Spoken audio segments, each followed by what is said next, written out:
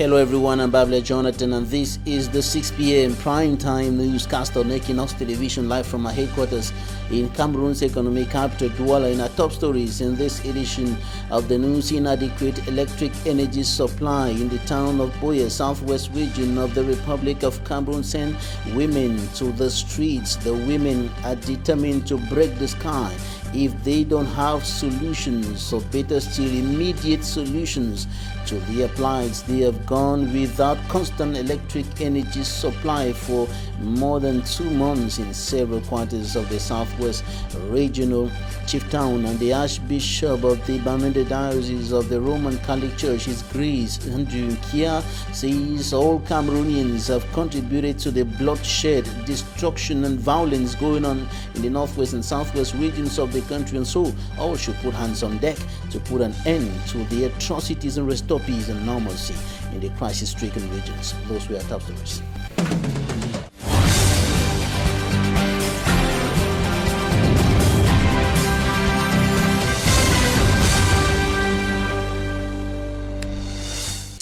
After their husbands took to the streets demanding for electric energy supply or good electric energy supply, today was their turn. The women in the southwest regional capital, Boya, were on the streets today.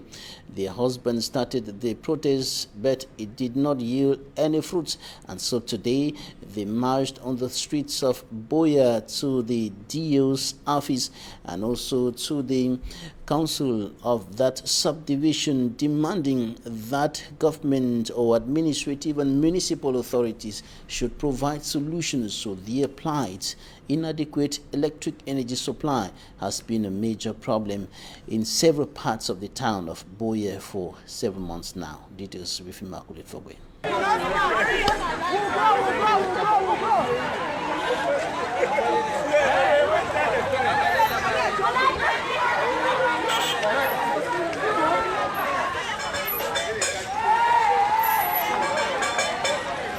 Women on the streets of Cameroon's southwest regional capital, Boya, asking for electric energy.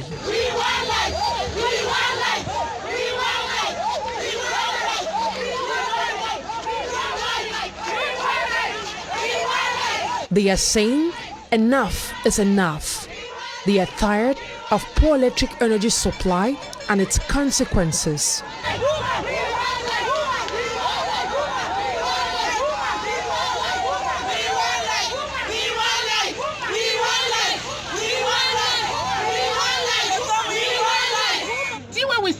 For this day, we never see them before. 2 more today, electric, you never share for that. If you want come small so, then take it. You want come small so, then take it. See, we make we vex so they will come out. Now this time when school don't go back. Mommy do work on one time, you don't confuse. Now for iron close to picking don't have assignment. How did they do assignment? I don't work for that house, they're all. Wanyamongo, Company, Mokunda, last town. Picking that they read inside candle. That they do assignment inside candle with the lamp and touch. The ones that were there for university where they say they do research.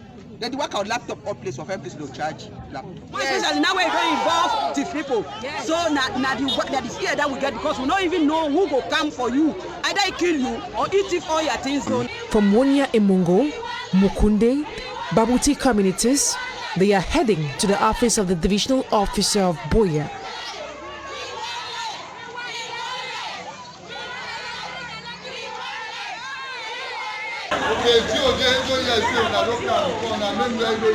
Here, they are told that the divisional officer has summoned the officials in charge of electricity production and distribution to give them instructions for immediate solutions to their plights. The DO's envoy begs the angry women to calm down. Here for DO and mayor where they talk. So we just go live. But the women are determined to take the matter beyond the divisional office if the DO's promised solution delays. Yes, because it don't too much. This thing don't too much.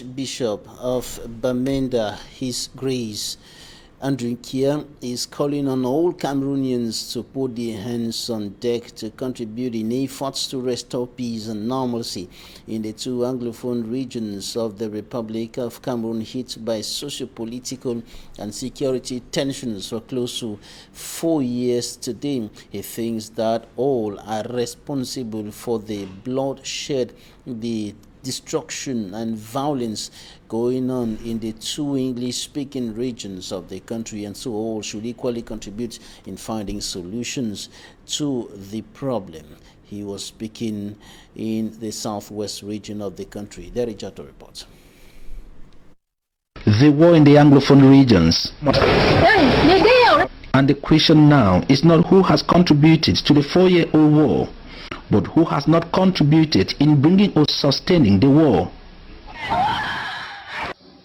Everyone for this country, he don't contribute in one way or the other for making this crisis be. We all have contributed in one way or the other to see that this war continue. His Grace Bishop Andrew Kia of the Ecclesiastical Province of Bamenda tells Catholic faithfuls in Mboka, a village on Dangote subdivision, and that it is now time for everyone to start contributing towards peace.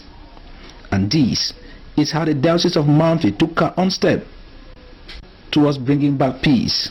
We started this center last year. We launched the Marian Year for Peace, and from this center the whole diocese gathered together with all other Christians of goodwill from all over Cameroon to start praying to Our Lady Queen of Peace for peace to return. And I think we are seeing the fruits of this prayer. Closing this Marian Year of Peace at the diocesan shrine of Our Lady of Fatima, His Grace Archbishop Andrew Kia said Mamfe must take the lead. This crisis took a very violent dimension from Mamfe, and it is from Mamfe that we wanted the peace to start and flow throughout Cameroon. OK Johnson Doe, the national president of the Catholic Men Association, an elite of Mboka, and the brain behind the realization of this shrine of Our Lady of Fatima, thank God and the population for making it possible. It's an instruction from God. I was just chosen by God to do this. God's wish, God's message, God's assignment to Johnson. It would have been somebody else, but God decided to choose me. Jacques Jean-Marie, the senior divisional officer for Coupe Maningoba Division, who also participated, said the battle for the return of peace concerns everyone. You see, we are talking today about peace. It's a matter of everybody. And present at this closing ceremony was Bishop Michael Bibi, the apostolic administrator of the Diocese of Boya, and invited as special guests were members of the Catholic Men Association, drawn from all over the country.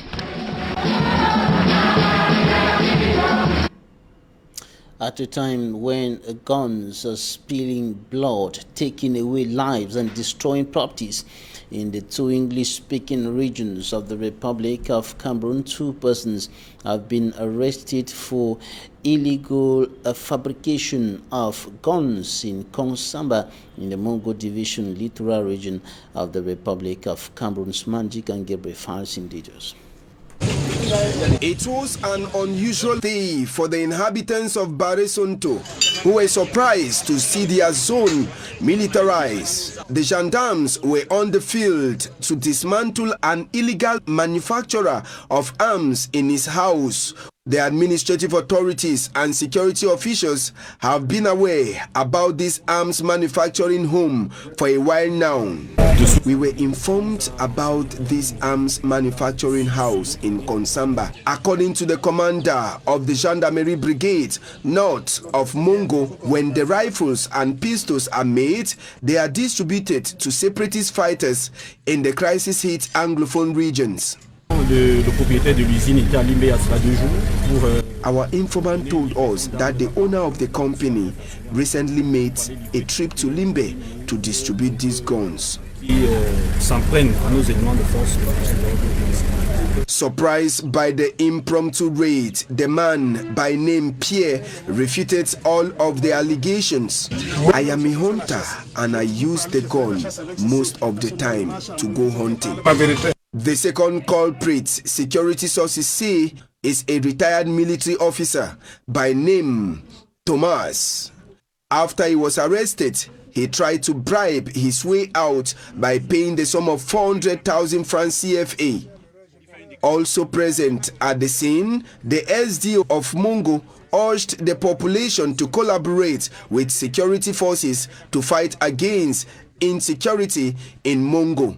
The two culprits will be presented to the State Council to answer to questions relating to their act. University students resumed academic activities for the 2020-2021 academic year today in the Republic of Cameroon. In the meantime, government authorities continue striving to ensure that schools get into full gear in the crisis-hit northwest and southwest regions of the Republic of Cameroon, and also that COVID-19 measures are respected in order to keep the learners, the teachers, and the school officials saved from the coronavirus. This is why the Minister of Secondary Education, Professor Pauline Nalova Lyonga, was in the southwest region of the country today, visiting some institutions and meeting with education stakeholders to ensure that the COVID-19 measures have been respected. Recently, during a cabinet meeting in the nation's capital, Yaoundé, the Prime Minister, Chief Dr. Joseph Jangute, urged the ministers of education, basic, secondary, and higher education to enforce the COVID-19 measures in order to ensure that the figures continue dropping in the Republic of Cameroon. In the meantime, some stakeholders in the southwest region have been meeting and discussing the way forward and discussing strategies on how to enhance effective school resumption or effective school activities in their different institutions. Chato has more. The 2020-2021 school year is on, but that is not all. Indian Division academic stakeholders are converging on Mundemba, the divisional headquarters, under the supervision of Fawan Lawrence, the senior divisional officer for the said division, for the first secondary education operational conference. This conference also witnessed the review of the 2019-2020 school year. Just coming from launching the 2020-2021 academic year as for what concerns the Ministry of Secondary Education. And I want to say first of all that I'm very, very satisfied. For these academic stakeholders to right the wrongs and better face the just started academic year. Averagely, Indians scored 68.76%. And we happen to have the best student in the Republic in KPM exams. And I'm hoping that this year, as we are beginning today, the teachers will also be very serious and give the students there's enough material that will be able to put us still at the lead. And the call was again sent to some teachers who are yet to resume work. But to those who have not yet resumed, we are giving them up to Monday to resume, for which necessary administrative sanctions were taken against them, but I don't think we should go up to that extent. In this context of COVID-19, the students and pupils should be supported. I also want to say that parents of Indian Division are financially handicapped. That explains the motion that I'm pleading to the elites, to the authorities that concern, that they should provide the students and the people with face masks, hand sanitizers, all this to curb the spread of COVID-19 in Indian Division. It is the wish of these academic stakeholders and the administration to see a better 2020-2021 school year in Indian Division. The senior divisional officer of the Indian Division, Fawan Lawrence, urging parents, or better still, or rather school teachers to resume work. If not, they will be sanctioned, and also asking the administration to help the parents who have been financially crumbled by the coronavirus and also the security crisis there. Before the Southwest region, the Minister of Secondary Education, Professor Pauline Nalova-Lyonga, was here in Cameroon's economic capital, Douala, and from one school to the other, she took stock of the measures put in place by the school officials to ensure that learners and teachers, as well as the school officials themselves, are saved from the coronavirus pandemic.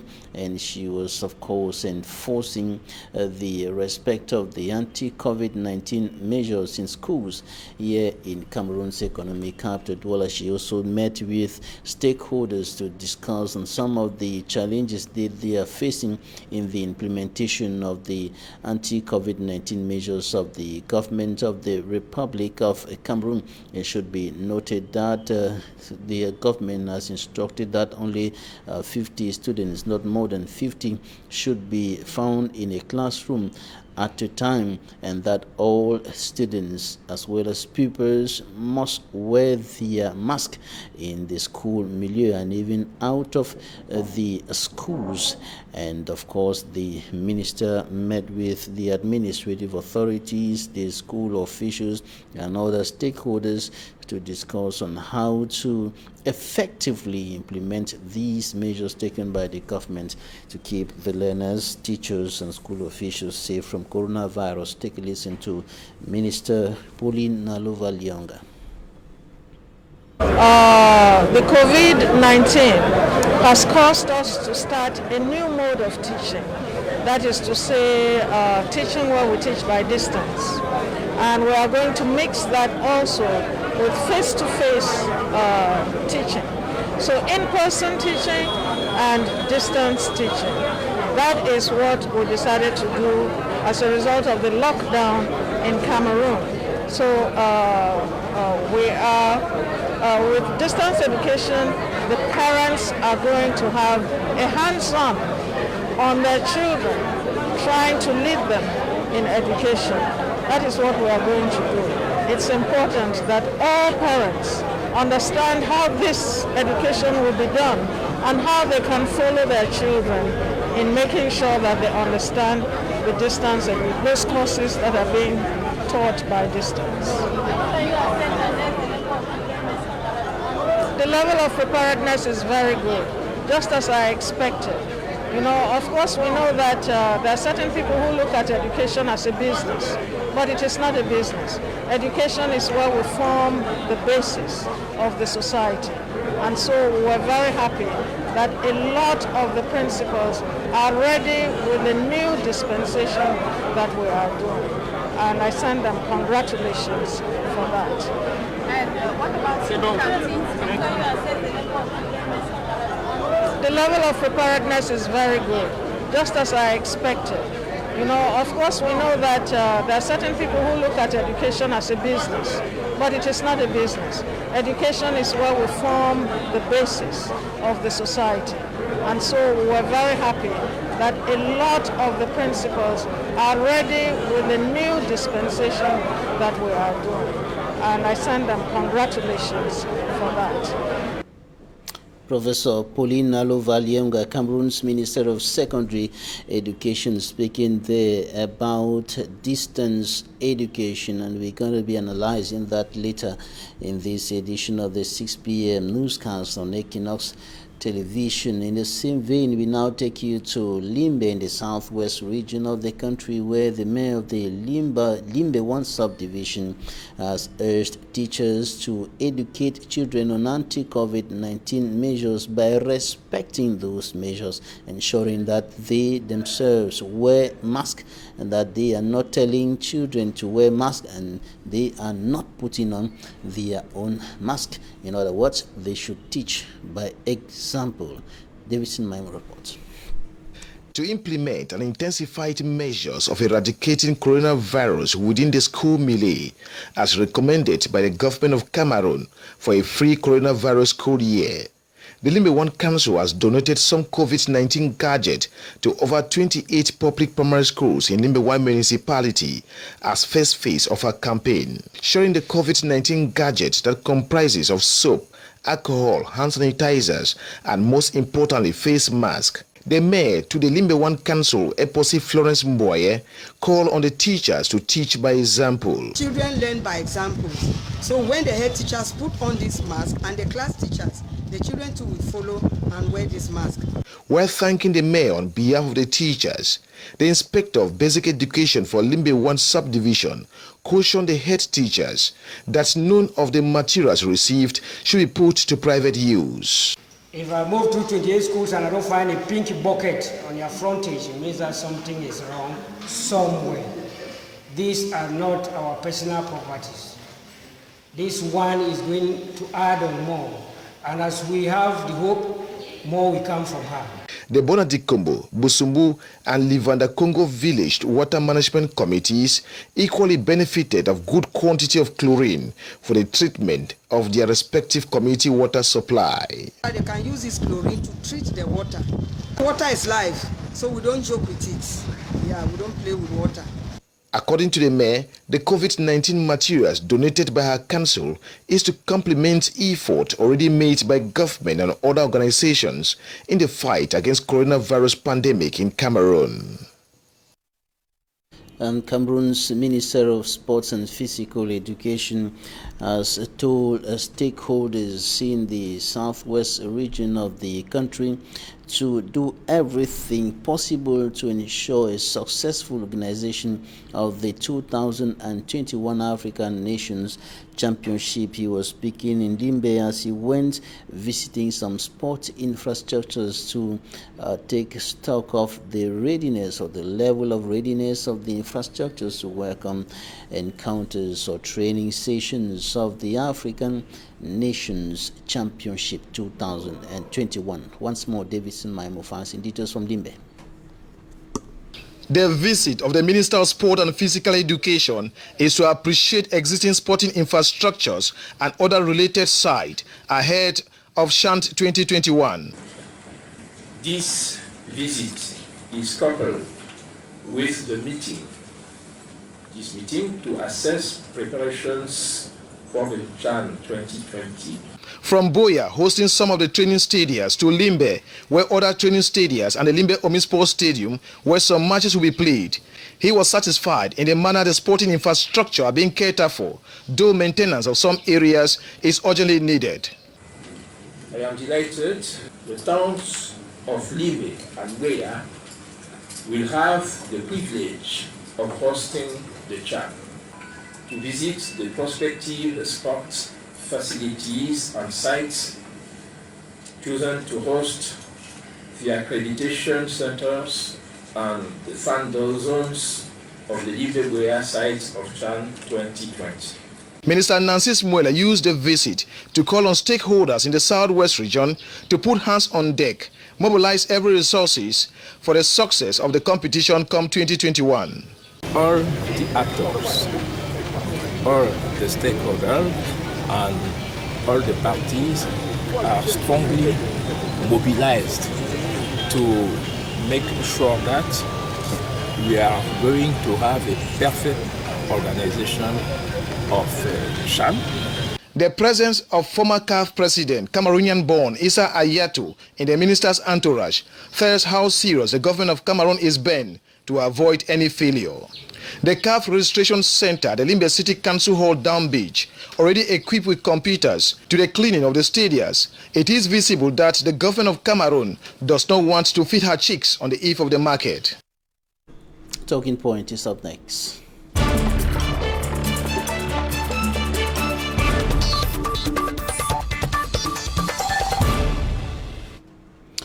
Our guest today is an educationist. Akaba James is the country director of Open Dreams Media Officer, Cameroon Fulbright Tea Alumni Association. You're welcome. Thank you so much, sir. All right, you're joining us today, and we're going to be discussing issues concerning your area of competence, education. We begin with the northwest and the southwest regions of the country, where academic activities have resumed in some parts, but it's not yet a total resumption of academic activities across the northwest and the southwest regions of the country. There are still many parts where schools are still shut down. Children are still not going to school, despite the calls, the sensitization, and everything that has been done by government and other stakeholders to ensure an effective back to school in those two regions hit by crisis for close to 4 years today. In your own understanding of the whole thing about education, where is the problem? Yeah, before I start responding to the question, I want to salute the management of Équinoxe Television and the staff for the incredible work you are doing for restoring credibility in the media, for standing your ground on what is truth, and for speaking for the masses, and contributing enormously to balanced reporting and economic development. We salute that very well. So back to the Northwest region, where I am from, where I'm based, and where I work. It's been a very devastating situation to watch the education industry that had been built for several years collapse into almost nothing, and for 4 years counting, it is still a bizarre situation to watch things really falling apart, and they just keep going down. Well, this year, more than ever, the drive for schools to start had been heard from almost everyone. In fact, we actually conducted a survey online, and people responded to it, and about 95% of people were for schools in those regions to effectively start off. So therefore, unlike last year, according to UN reports, which had about 80% of schools closed, we are hoping that at the end of the second week, we should have more people mobilizing within the communities to get school started. Can because we have a little more information on your survey? Those who responded, were they parents from the two regions, young people, people from all over the country, government officials, even those who are fighting for the restoration of the independence of former British Southern Cameroons? Yeah, thank you. When we put the survey online, we put it through WhatsApp, Facebook, and other social media platforms. So we had responses, but we were restricting them to only people from the northwest and southwest regions. So there were people who stand for the restoration of the independence of the former British Southern Cameroons, who were, some of them were saying, there should not be schools, but that percentage was pretty small, just about 4%. There are others who stand for that restoration, but believe that the communities can, get the schools running, while a bulk of the people, about 95%, as I said, say whatever is going on, fighting or whatever, the rights to education should be protected. One of the worst things you can do to a human being is to not educate that person. That person will constitute a big threat to himself, herself, and even to the society. And the highest economic potential of any nation is its human capital. And when it is not developed, it is a disaster. And by this, I'm saying that whatever it takes for schools to function, let's not give excuses.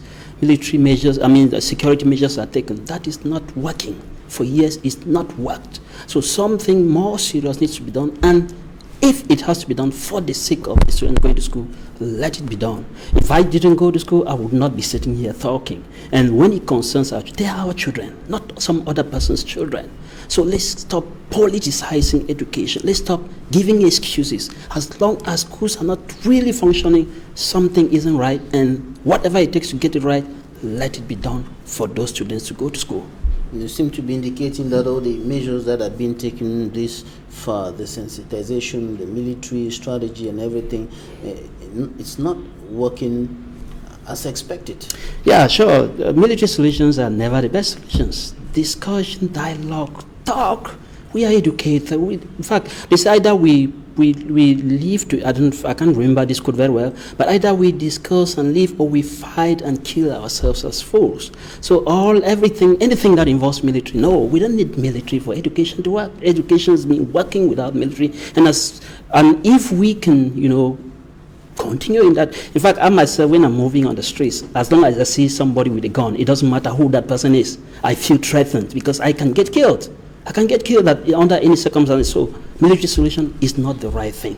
It is not the right thing. Some military officials and officers trying to encourage children and parents also even going to schools, talking to students in schools, talking to children, clearing the schools for education to effectively go on this kind of civil or military activities? Are they not contributing to kind of boost back to school? Yeah, first thing, I salute the effort of the military. When I see the SDOs clearing schools, the military actually doing work, I love what they do and I sincerely appreciate it. I commune with some of them when I see them do that. But I look at them at the helpless end. They don't have powers in their hands. They just don't, they can't take any decision of their own. All they are left with, is that limited end where they can do whatever they can do within their own powers to help schools, but that is still not the way. The power rests on the higher authorities, those who even send them there. Yes, there's some better thing they can do. 4 years of military presence has not solved the problem. Yes, so we need to, be honest to ourselves. There's no need playing games over the future of, we are losing a whole generation. The more students stay out of school, the less the chance of them ever going back to school. And we say that no matter whatever the question is, it's all about education. Education is the crux of the society. And so what is going on, if we just let this go on, in fact, we are compromising on the future of this nation. There are people tomorrow who won't be proud of them. When leadership isn't good, and then you have a situation of an education vacuum, it's a catastrophe. It is a catastrophe. You said there is something better that those who in power should do to ensure that children across the northwest and the southwest regions, everywhere, in Akwaya, in Kwakwa, in Gi, in all those remote places, should be able to go to school. The schools in those places should function. What is that thing that can be done by those who are in power beyond what they are already doing now? Yeah, thank you so much for this important question. I think we have a lot of people speaking it right. Let me re-echo a few words from the U.S. Embassy. They've said, dialogue without preconditions. The last major national dialogue that held, one of the conditions that was made, one of the requests was made was that free everybody. Free everybody. And for people who are, Cameroonians in the diaspora, they need to be, I don't know, they need to be kind of, should I say pardoned? But I don't want to use that word pardoned. Some of them there are scared if they come back home here, they can get arrested. We need to talk this thing over. South Africa is moving ahead and progressively because they held the Truth and Reconciliation Committee. They confess, my own fault, your own fault, because in this situation, almost everybody has a part in making the situation work. We are all at fault. And it's only on the table and with all honesty that we can, find that common ground for the interest of the students. I think with some of us, especially those in the authority, they've accomplished. We need leadership that is in love with the people more than in love with power. Leadership to serve, not to just give out instructions that say you take it or you are crushed. That doesn't work in modern times. That's historic kind of leadership which we need to push to the dustbin and begin to embrace people, embrace values, embrace diversity, embrace inclusion, listen to people talk, have your own point. It's not about force. Force is ancient. Okay, besides the Anglophone crisis, which had a direct impact or has a direct impact on pupils and students in the northwest and southwest regions, and some sort of an indirect impact on children in other areas like the localities along the border between the two regions, the littoral, the west, and of course the southwest and northwest regions, and even elsewhere in the country, with the influx of IDPs crossing over from the northwest, from the southwest into other parts of the country. There is also coronavirus that has come to complicate things and compelling government to now adopt the option of distance learning to kind of mitigate the impact of the coronavirus on education. As an educationist, as somebody who has done research on this issue of distance learning today, can it work in Cameroon? Yeah, I would summarily say distance education is a reality in Cameroon. I would also salute the initiative of educators, students, and every person making an endeavor into distance education. We also conducted a survey in April 2020. to assess the progress of the steps that the education sector is making towards distance education. What we realized was that about 50% of teachers were able to keep connection with their students through Zoom, through WhatsApp, through Facebook, through YouTube, through Loom, and through other educational channels. However, those people who work with international schools, they were able to do that with a greater ease as compared to those who work with government schools. Then at the level of some private institutions, it wasn't really very good. But international schools are private, and there are some really very modern private institutions. One of the interesting outcomes that we realized was that 54% of the people who responded, we had a response of about, I think, 200 teachers. 54% of the people who responded were of the opinion that mobile phones should now be allowed in school. The minister there's a ministerial order actually banning that. So as long as they can be used only for education, many people held that opinion that mobile phones should be allowed. But on the other side of it, when we want to look at Bamenda, we look at Boya, it's very difficult to stream Zoom, a live session of Zoom in those regions because the bandwidth of the internet is terribly low. Ever since the internet was shut down sometime in 2017 and later on restored, it's never really been that good. When I measure the data rate, the speed, it's always very appalling. In fact, the internet in Yaoundé, Douala here, is about 10 times faster than in those regions for reasons I don't know. So it makes learning for those students really difficult. And moreover, electricity is a very big issue there. Big issue in the sense that it's so epileptic, it's so unsteady. We've had students who are based in Bamenda had to relocate in these other areas because they have to keep on with online learning. And then again, data in Cameroon still remains very expensive. Data in Cameroon is about 1 gigabyte is about 5% of the family household income for a month. When the United Nations Broadband Commission for Affordable Data says it should be about 1%. So we are like 5 times expensive for affordable data. When our is it GDP or our income level is pretty low, data very expensive. So we barely have to struggle. In addition to the cost of technology.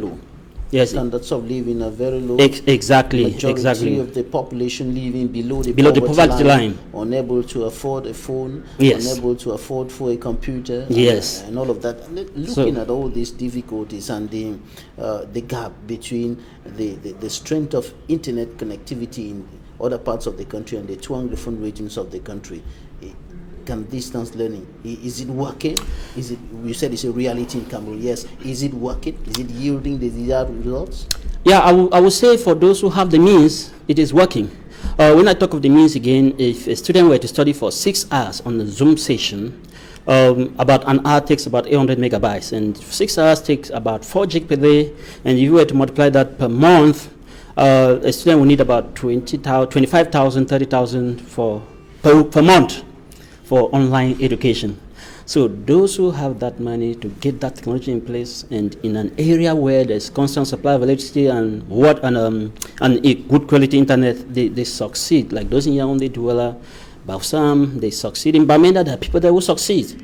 Yes, but when you're lucky with electricity, you succeed, and depending on your location. So it is fairly a success.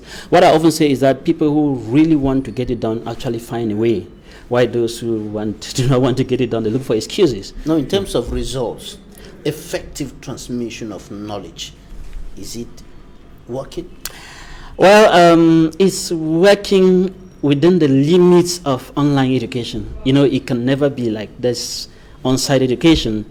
So in terms of knowledge transmission, I've not really done an assessment of this, but I can say it's something like 60-70%. We have students who study online, and I think they're really doing well. I see them do assignments, I see them respond on time, I see them actively engage within. If we are to have a class for 3-4 hours, they are engaged.